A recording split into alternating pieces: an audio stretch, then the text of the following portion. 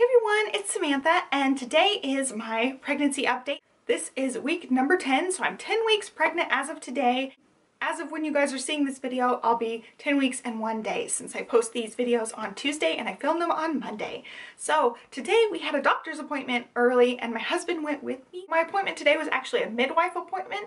I decided to go with midwives because they take more of a hands-off, all-natural approach. I decided to go midwife because statistically speaking, midwives have a lot less percentage of C-sections. So their C-section rate's a lot lower, they have less interventions, and one thing that this midwife talked about was they are more involved in your late labor and delivery and stuff, whereas if you're with an OB, a lot of times they just check in for updates and they're not really there with you very much. The midwives take more of a hands-on approach where she'll be involved in my labor and she'll check in more often, she'll be more available. The way it works is the midwives are through this hospital, so there's always doctors available, there's an OR, there's all the things you need in case of complications.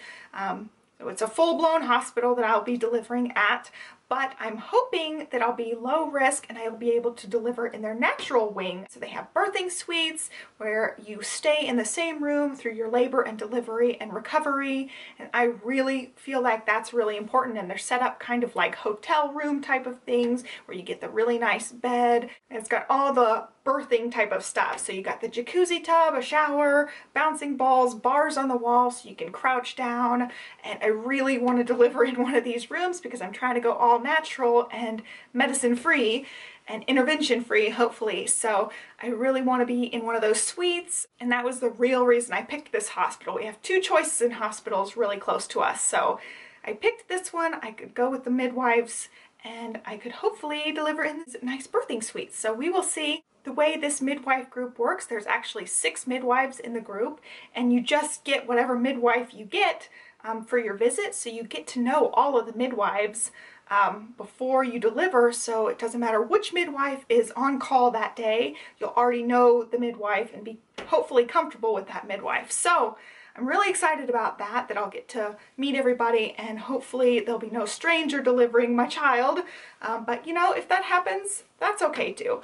I am going to have my doula and my husband there with me. She really just talked a lot about their midwife program and basically told you a lot of that. At this appointment, they would have done a physical and pap smear, but I already did that as a preconception thing before we tried to get pregnant. So I have all that stuff taken care of. She did check my uterus and make sure everything felt okay down near my ovaries and all that stuff. So she still did have to check me, but it was much less invasive than a full-blown physical. And she answered any questions that we had, and she also talked about diet and exercise, and she wants me to go on some omega-3 fatty acid pills, which I was taking those before pregnancy, but I wasn't sure I was supposed to take those during pregnancy, so I'll go back on those, and also vitamin D. So I will be going on that as well. And the best thing that happened was we got to hear the heartbeat. So she cautioned that at 10 weeks, sometimes it's hard to hear the heartbeat, especially if you have a tilted uterus, which it turns out I have a tilted uterus. It's tilted backwards just a little bit. And so it took her a while to try to find the heartbeat, and I thought she was going to give up because it had been a couple of minutes. She was looking for it, but she finally found it, and it was so amazing. My husband and I are both just ecstatic that there's a heartbeat. It really feels more real now. We're both just really excited. I think it really hit my husband that we are having a baby. So we're really excited about that. And she said, because there's a heartbeat this late developmentally, that there's only about a 1% chance of miscarriage at this point, which is really good, because I've always heard there's a higher chance of miscarriage before week 12 than any other time during your pregnancy. And she basically said that the risk isn't that high right now. So it's good that we heard the heartbeat. Everything seems to be okay. And I'm just really glad we had that appointment today and we got to hear the heartbeat. So I'm still like smiling all the time just because I'm so excited that there's a heartbeat and everything's okay. So I'm going to just walk through my checklist now that I walk through every week. It is week number 10 and the baby is the size of a kumquat. So I don't really know how big a kumquat is, but I'm pretty sure it's pretty small still. Emotionally and overall, I'm feeling amazing. I've not been as nauseous this week. I've been sleeping semi-decently, and hearing the heartbeat just means the world to me. I just so excited and so thankful that everything seems to be okay at this point. So as far as symptoms go, the only newish symptom is I'm having raging heartburn. It just seems like I can be sitting straight up and still have heartburn. I'm just getting heartburn at random times during the day and at night, and sitting up doesn't even help. So that's been a challenge.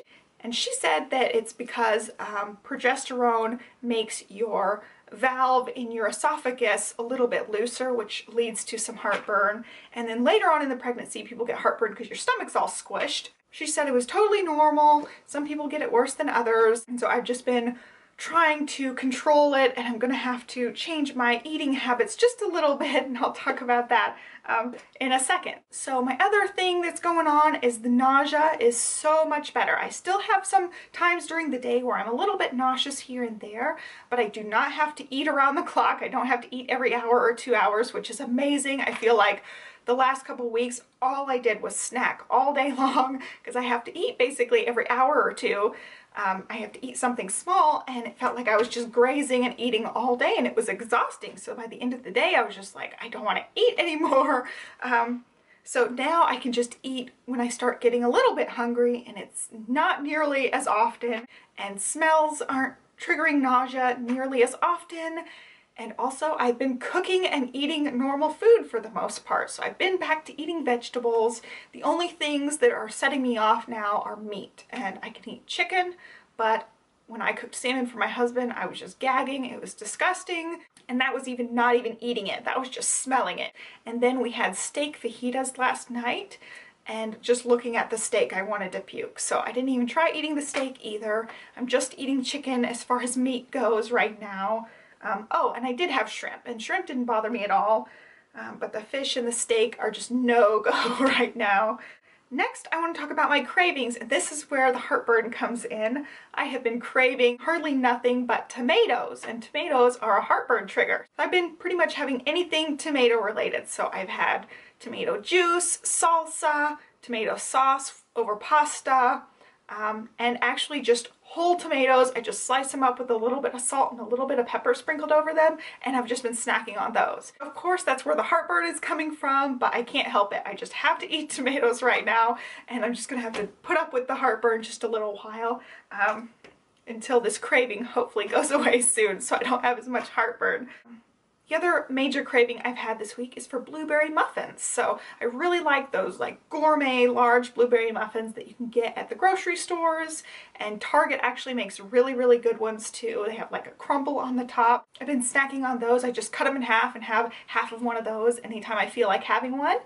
And I think they're great. I'd make my own blueberry muffins, but I stink at making blueberry muffins. I've never found a really good recipe that I like. So if you have a good recipe for making blueberry muffins that turn out like those gourmet ones, leave a link in the comments below, please, and I'll try that recipe. But I've never had good luck with a recipe for blueberry muffins. And the other craving that I haven't really been talking about, but I've been kind of having this since the very beginning, is water. I crave water, and it has to be ice cold with a straw, and I just guzzle it down. I don't know. I'm probably drinking somewhere between 80 and 100 ounces of water a day.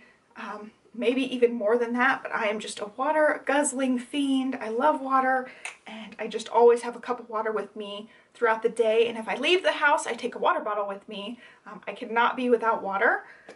And pretty much the longest I go without water is filming these videos. So I just always have lots of water. The next thing is what's on my to-do list this week. I want to get our extra room completely cleared out. It's almost cleared out, but it's not quite. And I'm actually sitting on a filing cabinet that was in that room. I've got a couple of boxes of scrapbook supplies still in that room, and then a lot of shipping boxes still in that room. So I've got to put the shipping boxes either in the basement or recycle those, and then go through the other boxes that have scrapbook stuff in them. And then I think that room's pretty much cleared out. So that's definitely my #1 to-do list thing for this week. And weight gain, I have not gained any weight. I'm at 158, which is right where I was last week. The best thing that happened this week was hearing the heartbeat, and that was today. So our week was really good other than that too. I'm just so ecstatic to hear the heartbeat and know everything's okay and the baby's still there. And it just feels like such a big, huge blessing to hear the heartbeat And then the worst thing this week, I can't really think of a worst thing.